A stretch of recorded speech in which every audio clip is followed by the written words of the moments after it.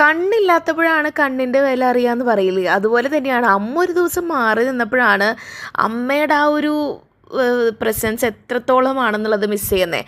അപ്പോൾ അമ്മ തിരിച്ചു വരുമ്പോൾ അമ്മയ്ക്കൊരു സർപ്രൈസ് കൊടുക്കാനായിട്ടുള്ള പരിപാടിയാണ്. ഓൾറെഡി നമ്മൾ ഡ്രസ്സൊക്കെ എടുത്തു കഴിഞ്ഞു. അതിനുശേഷം നമ്മൾ ചെയ്യുന്നത് കുറച്ച് ഫ്ലവേഴ്സ് മേടിച്ചു. പിന്നെ നേരെ വിശപ്പ് മാറ്റാനാണ് പോകുന്നത്.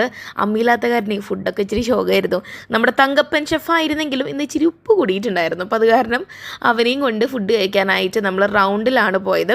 ഇന്ന് കുറച്ച് റിച്ചായ കാരണമാണ് റൗണ്ടിൽ പോയത്, അല്ലെങ്കിൽ ഞങ്ങൾ സ്ഥിരമായിട്ട് അങ്ങനെ പോകാറൊന്നുമില്ല കേട്ടോ.